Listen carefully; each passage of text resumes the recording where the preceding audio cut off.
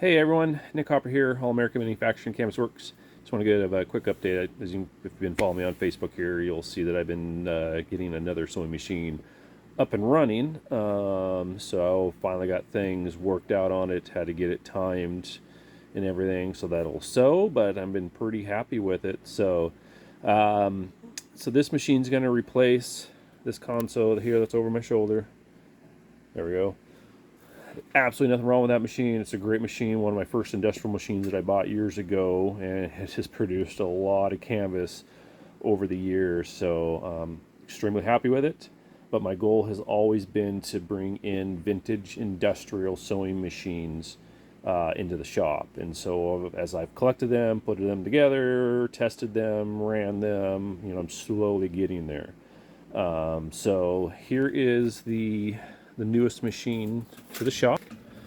This here is a Singer 144W204. 204 basically stands for 20-inch arm sewing machine. So that's what that means is from this point to this point, it's 20 inches underneath the arm. The 204, there's also the 203.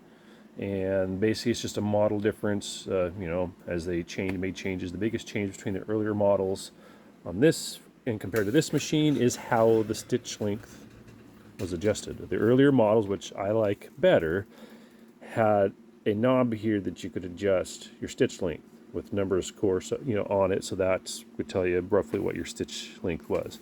On the 204 models, it's a little bit more difficult.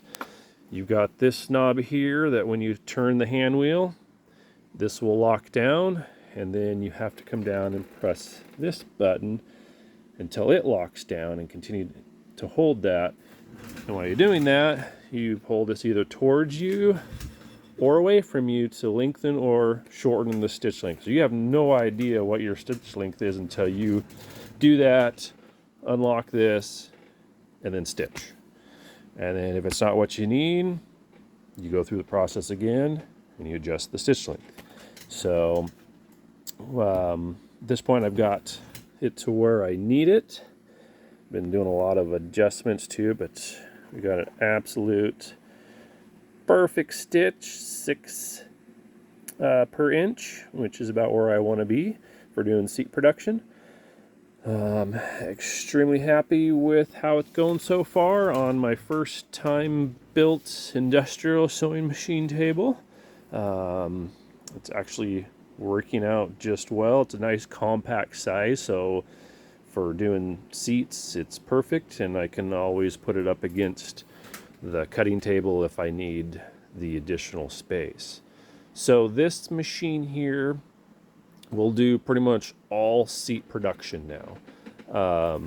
Originally, I would bounce between the Consew and my 30-inch industrial long arm Singer to do seat production. Now I don't have to do that. This machine will do it all just in one shot, and that'll now keep the 30-inch for top production and other things as I start to ramp up other items. The reason why I wanted to be able to get the 30-inch separated from doing seat production is because a stitch length adjustment is a pain in the butt, and going between seat production and top productions or other stuff where I need a longer stitch is just a pain. And so I've always kept it at the more stitch per inch, just because it's easier that way than trying to make the adjustments. So now I can fine-tune the 30-inch for what I need, and I have my 20-inch to completely do its own stuff. The Consew, of course, I'll still keep it. There's other things, not just canvas production, but other stuff that I do here around the property for my own self and other projects. This is a good all-around machine.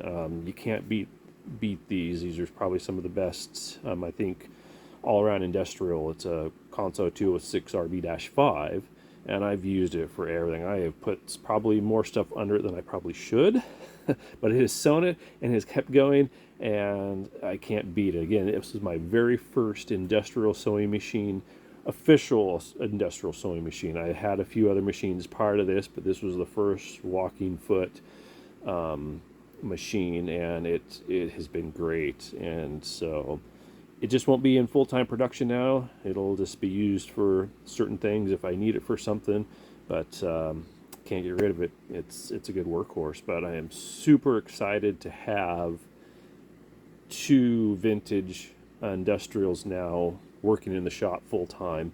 And in the background, so when I get into the truck stuff, truck tarps and covers, cargo covers, things like that, the Samson Union Special Samson 38-200, I think I got that right. I have to look.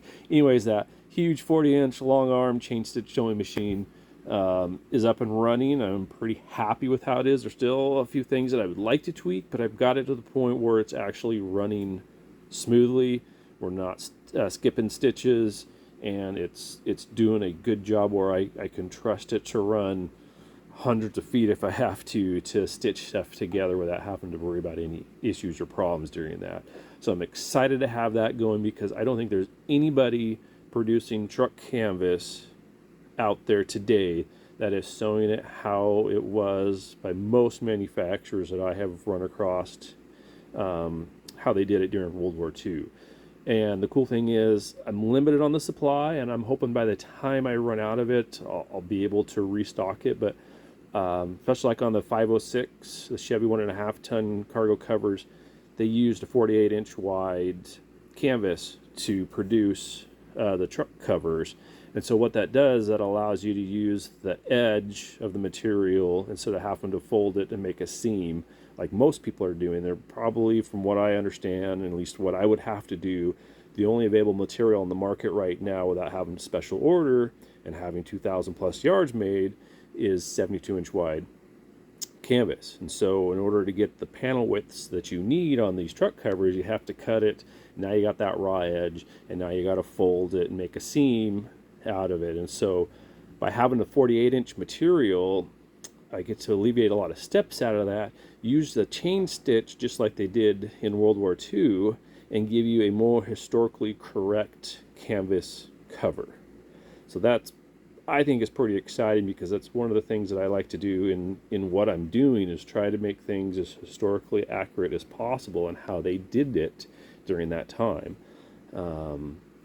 So those are just things coming up in the future. Got some Dodge WC 3/4 ton, 1.5 ton CAD covers that hopefully will be in the works here soon, and I really hope to, in the next month or so, to finally have the M38, probably the A1 up and going first, the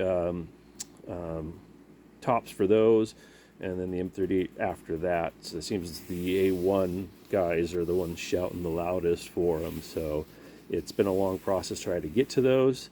Also in the works in the background, you've probably already seen the CJ2A seat springs are available now. They're on the website, or you can email or contact on Facebook. But the A1, or I'm sorry, the later series like the CJ3Bs, the M38 and A1 seat springs will be basically rolling out here shortly, as there's not much change. The top springs, the seat back springs are the same. It's just the seat bottom springs were a little bit taller, and so those will easily be falling up here soon. But I'm super excited about getting this sewing machine up and running, and hopefully by next week, the last few parts that I need will be in, and we'll start full production on seats with this one. So thanks everybody for watching, and we'll see you on the next one.